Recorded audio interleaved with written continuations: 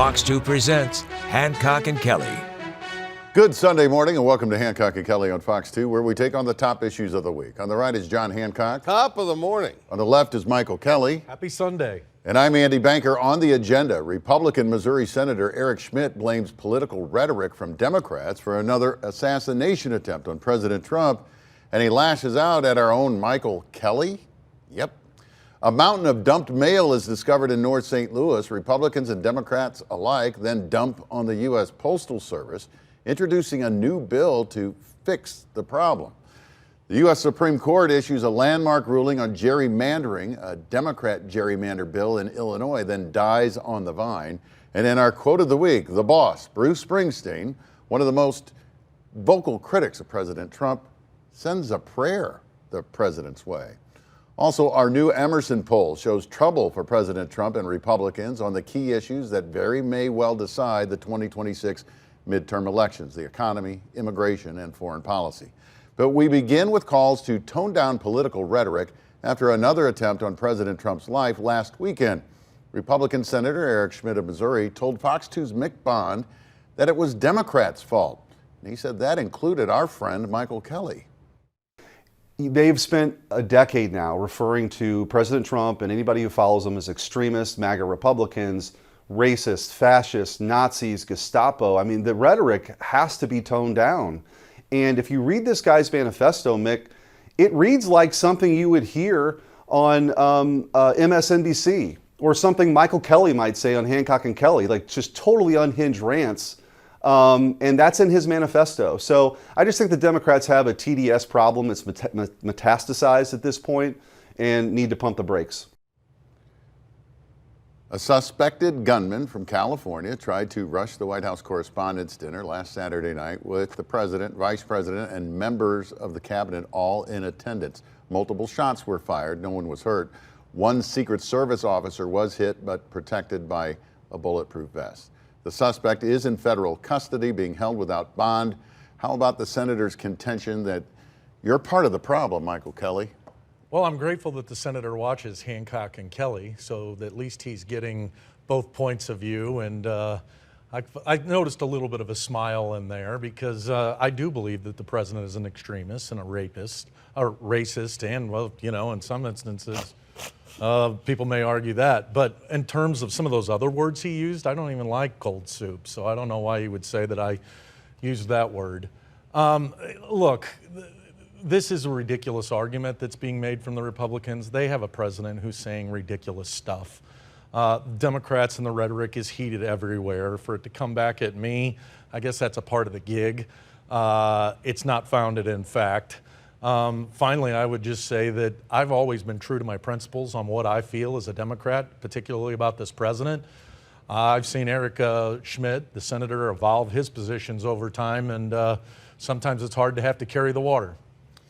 In 5 years of hosting this program, I will say, I think it's been 5 years now. Hard to believe, huh? I've never heard either of you utter a word that would be seen as inciting political violence. That said, words do matter.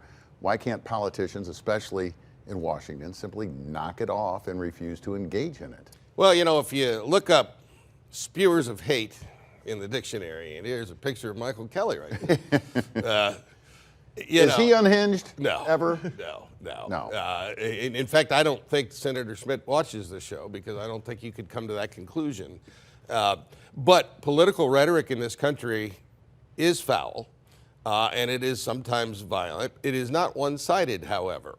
There are violent voices on the left. There are violent voices on the right. There's far too much physical, actual violence in the body politic in this country.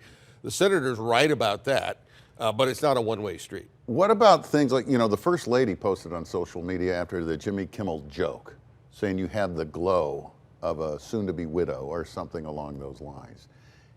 Does that, like, give a stamp of approval to violence? Does that incite it? Does that usher it on? Are they right to take issue? Can a comedian make a joke about the president? The people doing this stuff, the guy that showed up at the Correspondents' Dinner is mentally unstable. And you fundamentally have to be sick in the head to think you want to assassinate the President of the United States. And so, rhetoric aside, you've got some mentally struggling people out there that are committing these things. And thank goodness for the good work of the Secret Service. Is there any way to get the politicians to knock it off? Probably. I mean, they say this all the time. We got to tone it down. We got to tone it down, and then 2 weeks later, and then their actions don't go along with it. I mean, don't forget, it wasn't too long ago when Robert Mueller died and Rob Reiner died. The president said some so ridiculously inflammatory things. Yeah, it would be helpful if politicians use their words a bit more judiciously. But I agree with John. I mean, these are mentally ill folks who are caught up in this psychology that everything is related to politics, and it's feeding on itself. And in the prisms that we're able to consume things, it's going to incite people to do bad things, and it's a tragic time. And look, you've had Gabby Giffords. You had the Republican softball baseball team practice where the guy from Illinois showed up. And the Democrat state lawmaker in Minnesota. Right. I mean, political violence is not new, sadly. St. Louis area Democrats are decrying a U.S. Supreme Court ruling handed down this past week, striking down a Louisiana congressional map. In a 6-3 decision, the court ruled Louisiana's map, which created a second majority black congressional district that took effect in 2024, was unconstitutional. The court majority cited Section 2 of the Voting Rights Act of 1965, saying the focus must be on banning intentional racial discrimination, but not drawing districts solely on the basis of race. In Louisiana, having 2 of the state's 6 districts with a majority of minority residents was in keeping with the state's population. In response to the ruling, Democrat St. Louis Congressman Wesley Bell said, quote, roughly 1 in 3 Louisianans is black, and the court has now made it harder for those voters to have an equal say in who represents them. Republicans, including Senator Schmitt of Missouri, are applauding the ruling. John, is this a racist ruling by the High Court? No, and I don't think the results of it are as draconian as some on the left are saying. I mean, redistricting is a political process. Always has been, always will be. And when Republicans are drawing maps, they are incented to create majority-minority districts. If you can create a couple of 80% Democrat districts, that makes the rest of the state easier to get Republican numbers. And I've done 3 cycles of redistricting, and we always made sure that we had this African-American district in St. Louis that was going to elect a Democrat by 80% of the vote. That's Wesley Bell's district. And then the rest of the state rolls out. So I don't think the extreme concern out there is merited. Did the court just open Pandora's box again Yes. here, and were they wrong to do it or right? Yeah, I think it's an unfortunate ruling. I think it's also taking place in the world that we're living in right now, where the president is pushing for this reorganization of redistricting lines, et cetera. John's exactly right. It's the most political thing we do is redistricting. Past thought was exactly what he said. Let's pack as many people into these districts from Republicans. There's a different mantra coming from the White House now, and the court's playing along with that. And the reality is that's one of the consequences of the Democrats losing elections, is the court's now slanted in favor of even making rulings that are problematic even from a racial standpoint. State Democrats in Illinois had been trying to redraw their congressional map again to squeeze out one more Democrat seat in Congress. It would have allowed the creation of, quote, racial coalition or influence districts, end quote. They have now paused that effort in light of this Supreme Court ruling, though Governor J.B. Pritzker vows that's not the end of the story here. The decision that was made today, rather by SCOTUS about the Voting Rights Act, is an attack on minorities across this country. We're not going to stand for it in Illinois. We're going to push back. We have options for pushing back, and that is under discussion with the legislature even today. It's not clear what form that pushback is going to take, Michael, but were Democrats right to be drawing, quote, racial coalition or influence districts in the first place? Look, first of all, I think the districts ought to be drawn every 10 years. This is a process and a norm that's been disrupted by this White House. It was started in Texas. It's gone to Kansas, California. It's even been here in Missouri. People argue Illinois started it with this district, goes from East St. Louis all the way around Champaign, and through their normal timing process, they've tunnel. done it. And as a result, I think J.B. Pritzker, who's clearly running for president and who also wants to stand up for Democrats, is going to do his best to serve up his state to be helpful in this larger ridiculous fight that was started by Donald Trump and the president, which I think they'll ultimately regret.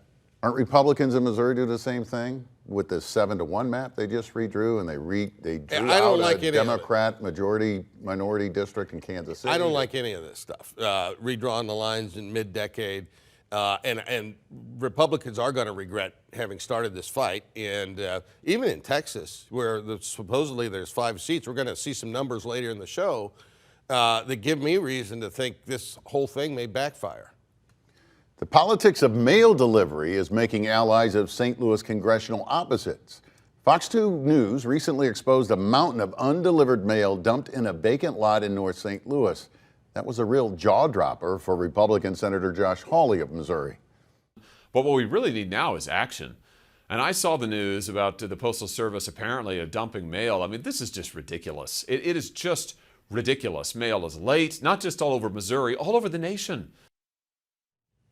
People have been missing out on a lot of important mail. Look at that, a pile rotting in North St. Louis. Republican Congresswoman Ann Wagner of St. Louis County and Democrat Congressman Wesley Bell of St. Louis have now introduced a bill to require the Postal Service to deliver a report on its performance in the St. Louis region specifically. John and Michael, they call it the St. Louis Up to Par Act.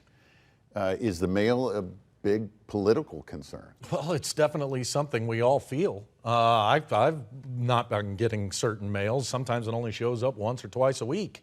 It's an important way that we conduct commerce and in a lot of instances legally communicate with each other. I'm hopeful that this is great that we're having bipartisan agreement to try to fix this. I hope it doesn't get used to eliminate the postal system because it's an important, vital, necessary service. Does the U.S. government just need to come in and fund this and make it run right and throw money at it, even if you lose money? Well, they are losing money. We need mail. This is a case of a disgruntled postal employee, and I suppose could have been worse. But, and I'm pretty sure my bill from Ameren was in that pile up in North St. Louis. This has to get fixed. And it's good to see Wesley Bell and Ann Wagner working together to address it. And I think it will get fixed. Ahead on Hancock and Kelley, more verbal fireworks between St. Louis Mayor Kara Spencer and the police board. Plus, what's all the political noise about reining in all the noise from the St. Louis Police gun range?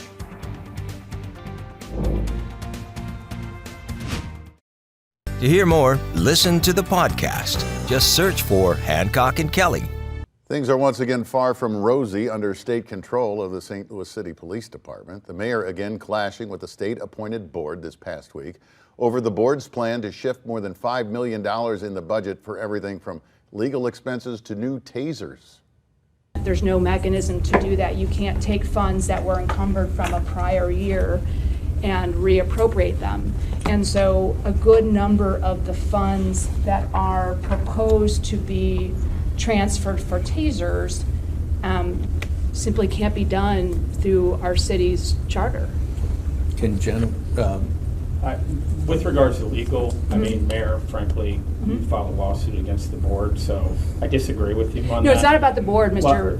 It is. Attorney. No, it's not. It's about the city charter and the process. You can't move encumbered funds. I disagree with your and the city councilor's legal opinion. Okay. The mayor is the only non-appointed member of the board. She and the city are suing the board, seeking a return to local control of the department. John, is state control working? Is it going to work? Is this how it's supposed to work? Well, it shouldn't be working like this, but yes, I think it's going to work. And look, they spent last year under city control, they left $9 million on the table, right? When we don't have enough officers, we got the shooting range that got issues.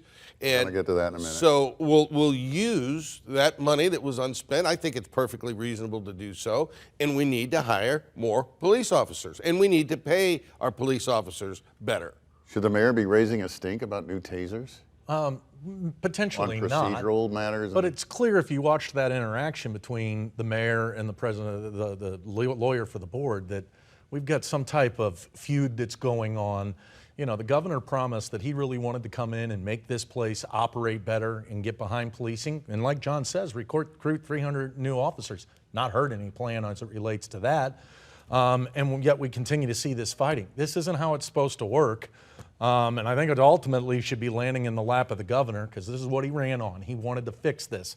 This is no better than what we had a year ago. Well, about $1.5 million of that money is generating a lot of noise between City Hall and the police department about all the noise coming from the police department shooting range in South St. Louis.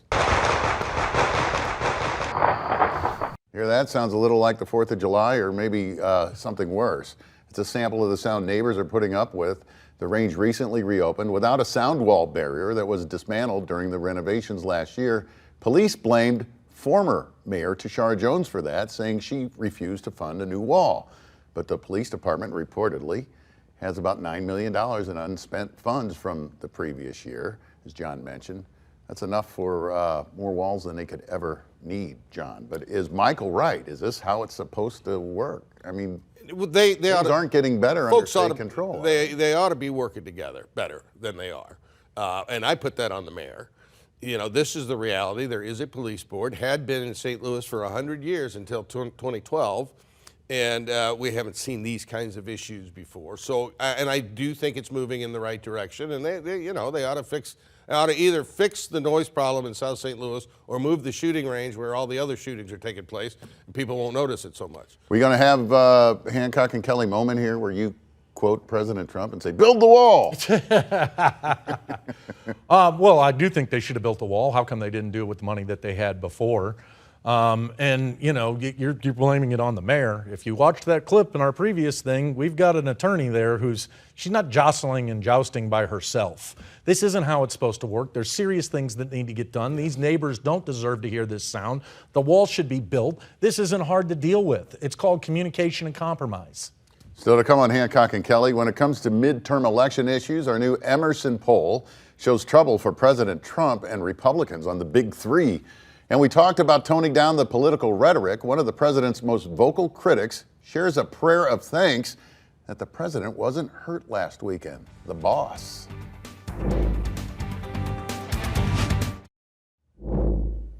New Emerson College polling shows things trending in the wrong direction, and badly so, for Republicans and President Trump heading into the 2026 midterm elections with control of Congress at stake. Of 1,000 likely voters, just 38% approve of the president's handling of the economy, 56% disapprove. That is 7 points higher than a year ago in terms of the disapproval side. About 38% approve of his handling of foreign policy, 54% disapprove. That's an 8-point jump in disapproval year to year. On immigration, 43% approve, 53% disapprove.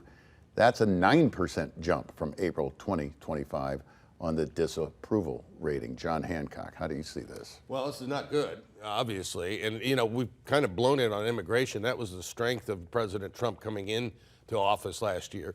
And now, things can turn around between now and November. The Strait of Hormuz could get open. Oil prices could come down, but not likely to happen in time for the election. And if numbers like this hold up, it's going to be a very bad Republican year. Well, there's another question asked, Michael. If the election was held today and more than 50% said they would vote for Democrat over Republican, well, that's about 40% said Republicans. Can you make that up between now and November? Not likely. There's a swirling sound that you heard in the background there. It wasn't only the president's approval ratings, it was also the Republicans in the House and the Senate going with him. The consequences of the president's promises and then doing the exact opposite are going to be detrimental in this upcoming election. Yeah, 10 points on the generic ballot, which is what that last question was. That's a very large gap historically. Now to our quote of the week. Earlier this month, President Trump ripped his longtime vocal critic, musician Bruce Springsteen, calling him a boring, overpriced loser, urging MAGA voters to boycott his current concert tour. Our quote is from Springsteen during his concert in Austin, Texas, Sunday night, the night after the arrest of a gunman at the White House Correspondents' Dinner.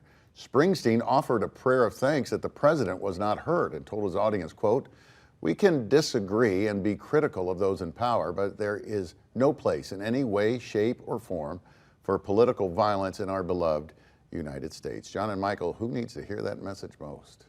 Everybody. Everybody, you know, and we should be thankful that that gunman was stopped, and we should be grateful for the good work of the Secret Service. Yeah, and look, the boss said it right there. I mean, he's exactly right. I wish the other boss, the one that he was talking about, reflected some of that same behavior. None of us want to see any violence in politics, particularly as it relates to our president. And if you preface it with that, he did go on and criticize the president heavily throughout the rest of the show. First Amendment, which he's brother. doing every night. First Amendment. That's not a call to violence. No, and he's expressing his First Amendment rights, and good for him, and I'm glad the boss is out there doing it. Final thoughts are next. First, drone fox over the World's Fair Pavilion in Forest Park. Thursday marked the 122nd anniversary of the opening of the 1904 World's Fair.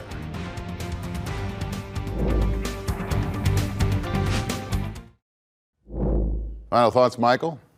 Good morning, Senator. Thanks for watching. John? Well, I was privileged this week to see this young man in the middle take his oath as an attorney. He's overcome so many personal struggles. Martell Gregory, I'm so proud of him. He's a member of Great Day Missionary Baptist Church, and now he's a member of the bar. Congratulations, Martell. Remember, if it's Sunday in St. Louis, it's Hancock and Kelley on Fox 2. We'll see you next week.